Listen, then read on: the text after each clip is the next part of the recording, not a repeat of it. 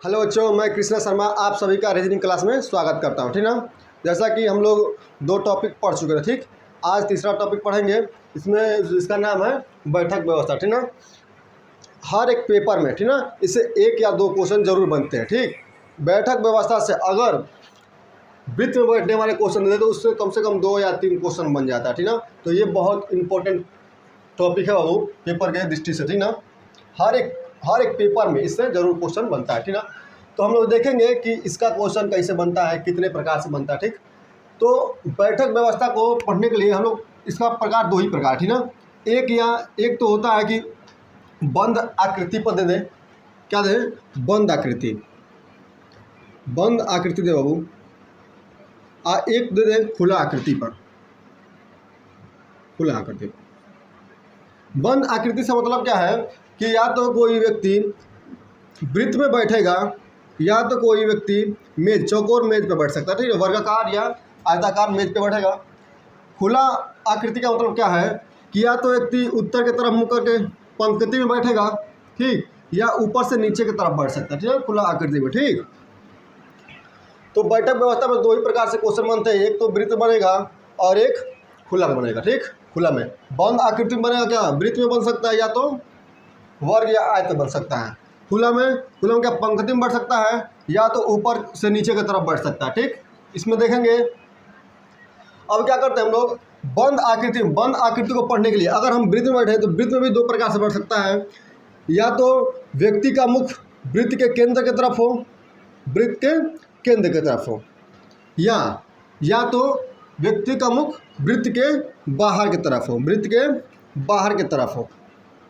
इसमें भी 2 प्रकार से क्वेश्चन बनता है। बंद आकृति में भी अगर वृत्त पे भी बनना क्वेश्चन तो 2 प्रकार से बन सकता है। एक तो वृत्त के केंद्र की तरफ व्यक्ति का मुख हो, या दूसरा जब वृत्त के बाहर हो, व्यक्ति का मुख क्या हो, वृत्त से बाहर हो। वैसे ही इसमें भी बन सकता है, या तो आयत के केंद्र की तरफ व्यक्ति का मुख हो या आयत से बाहर की तरफ।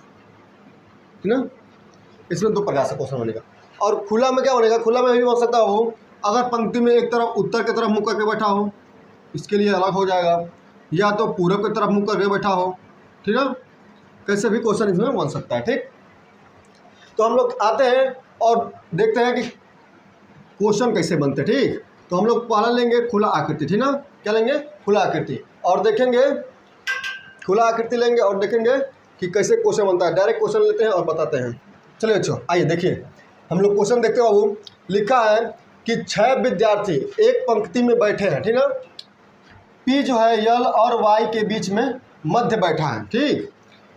यल यन के बाद बैठा है, यन डी के बाद बैठा है, तथा डी बाई छोर पर बैठा है, तथा टी आई के बाद में बैठा है। ठीक ना। ऐसे क्वेश्चन को लगाने के लिए सबसे पहले देखते हैं कि सबसे आसान सा किसमें बैठक व्यवस्था में सबसे कौन सा आसान से हम बैठा सकते हैं इसमें। ठीक ना। या सबसे अधिक संभावना किसकी दी गई है बैठाने के लिए। तो दिखा है कि 6 विद्यार्थियों में एक पंक्ति में बैठा है जो पी यल और आई के मध्य में बैठा है। ये करेक्ट इन्फॉर्मेशन है कि जो पी है यल और आई के मध्य में बैठा है। तो हम क्या करेंगे, पी को यल और आई के मध्य में क्या करेंगे, बैठा लेंगे। पी को यल और आई के मध्य में बैठा लेंगे, या तो इसको ऐसे ही बैठा सकते हैं बाबू, पी को आई और यल। संभावना दोनों बनता है। ठीक ना। इस संभावना को ले लेंगे। ठीक। और फिर देखेंगे आगे क्या दिया है। लिखा है कि यल यन के बाद बैठा है। यल जो है यन के बाद बैठा है। यन के बाद का मतलब क्या, यन के बाद आएगा यल। ठीक ना। यल जो है यन के बाद बैठा है। जो यल है क्या है, यन के बाद बैठा है, यन के बाद। तो देखेंगे यल इसमें क्या होगा, यल यन के बाद है। यल जो है यन के बाद बैठेगा, इसमें आ नहीं पाएगा। ठीक ना। इसमें देखते हो यल जो है यन क्या है, बाद में है। यल जो है यन के बाद में है। ठीक ना। यन के बाद में है तो पहले यन को बताया, यानी कि यन के बाद में क्या बैठा है, यल। यन के बाद में बैठा है यल। इसमें बैठाएंगे तो नहीं बैठ पाएगा। क्यों?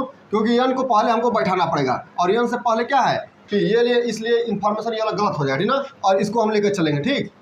यल जो है यन के बाद, यन के बाद यल बैठा, ठीक। और फिर देखेंगे लिखा है कि यन जो है डी के बाद बैठा है, यन क्या है डी के बाद, यानी कि डी के बाद क्या बैठा है यन, डी के बाद यन बैठ गया।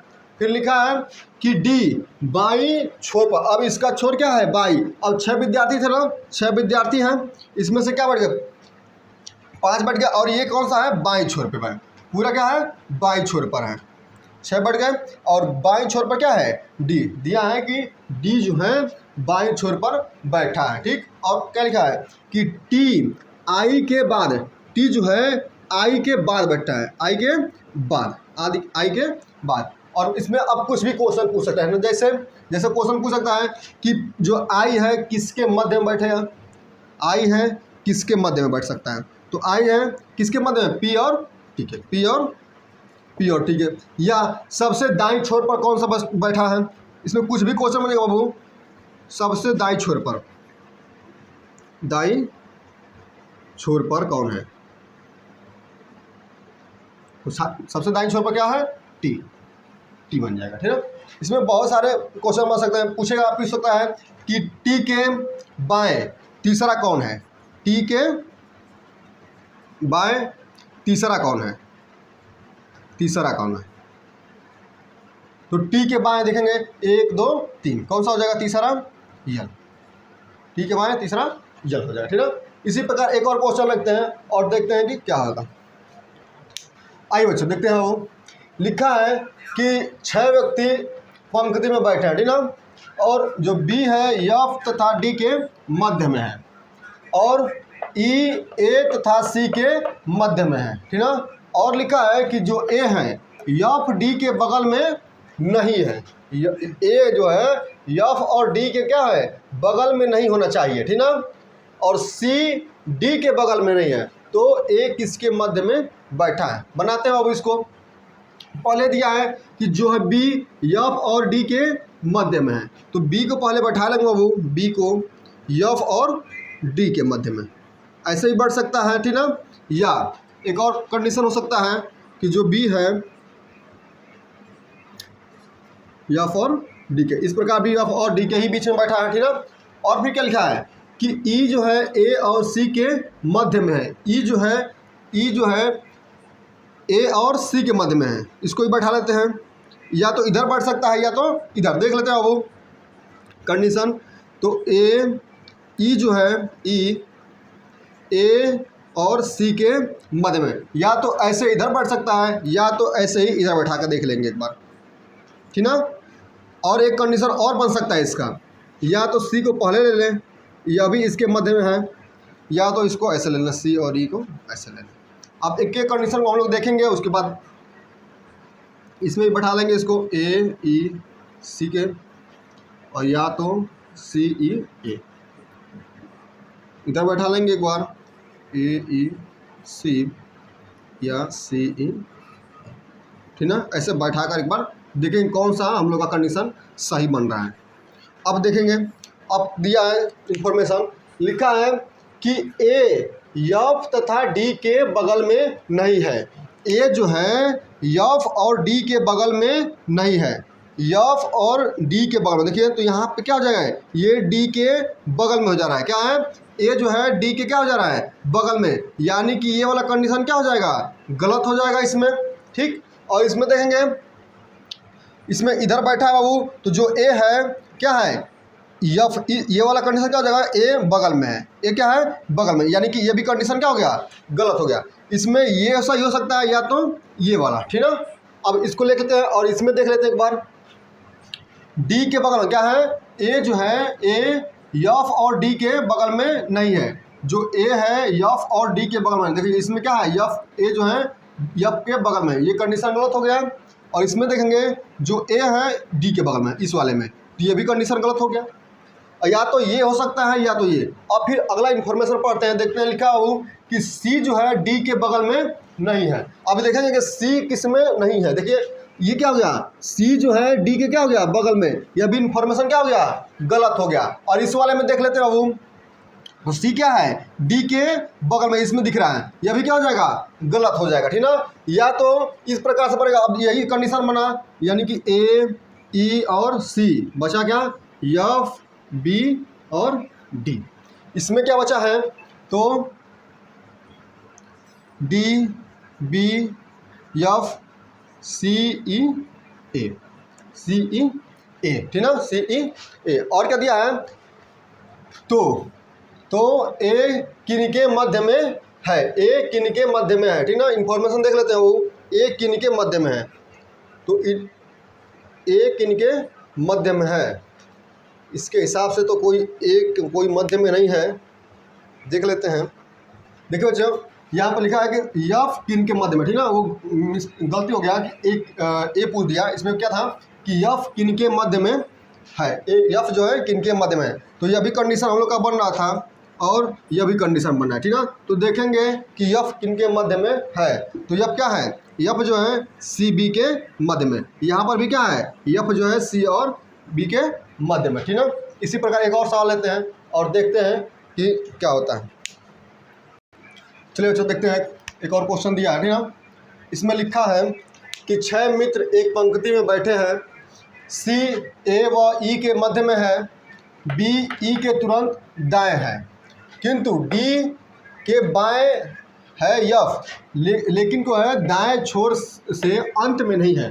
क्या है कि जो डी के बाएं यफ तो है लेकिन अंत में नहीं है, ठीक ना। तो दाएं छोर पर कौन बैठा है, तो देखें कौन कौन सा कंडीशन बन रहा है। लिखा है कि सी ए व ई के मध्य में, तो पहले बैठाएंगे सी को, सी जो है ए ई के मध्य में, या तो ऐसे मध्य हो सकता है या तो ऐसे हो सकता है कि पहले ई को बैठा ले उसके बाद सी को, उसके बाद इस प्रकार भी क्या है, सी जो है ए और ई के मध्य में ही बैठा है। फिर अगला इंफॉर्मेशन पढ़ेंगे, लिखा है इसमें बी ई के, जो बी है ई के तुरंत दाएं है, ई के तुरंत क्या है, दाएं, दाएं मतलब इस साइड हो जाएगा, क्योंकि जिसका सामने से देखेंगे तो उसका दायां हमारा दायां होता है, ठीक ना, और हमारा बायां हमारा बायां होता है, ठीक, दायां हमारा दायां और इसका बायां हमारा बायां, ठीक। इसमें क्या है, ई के बी जो है ई के तुरंत बायां है, तो बी के तुरंत बायां दायां है, ठीक ना, दायां इस साइड में हो जाएगा बी। इस प्रकार से इसे इधर देखेंगे तो ई के दायां तुरंत दायां नहीं बैठ पाएगा, तुरंत दायां नहीं बैठ जाएगा, इसलिए क्या होगा, ये इन्फॉर्मेशन गलत हो जाएगा, ठीक ना। हम लोग इसको बैठाएंगे, इसी से लेकर बैठाएंगे, ठीक ना। अब लिखा है किंतु डी के दाएं क्या है, डी के दाएं यफ है, पहले बैठा लेते हैं बाबू, डी के दाएं क्या है, यफ है, डी के दाएं क्या बैठ गया, यफ, लेकिन क्या लिखा है, दाएं छोर से अंत में नहीं बैठा है, जो है डी के दाएं यफ है लेकिन दाएं छोर से अंत में नहीं है, ये अंत में नहीं है, यफ क्या है, दाएं छोर से अंत में नहीं है, तो हम क्या करेंगे, दाएं छोर से जब अंत में नहीं है, हमको बैठाना भी क्या है, डी के दाएं ही बैठाना है, तो हम क्या करेंगे, इस साइड बैठा लेंगे डी को दाएं। अब देखेंगे कि सारा इन्फॉर्मेशन हम लोग का सही हो गया। अब क्या लिखा है, तो दाएं छोर पर कौन बैठा है, पूछ रहा है कि दाएं छोर पर कौन बैठा है, तो दाएं छोर पर कौन सा हो जाएगा, हमारा दायां, इसका दायां, तो क्या बन जाएगा, दाएं छोर से सबसे बन गया क्या, बी, ठीक ना। तो आज के लिए बस इतना ही, हम लोग फिर मिलेंगे अगले टॉपिक के साथ।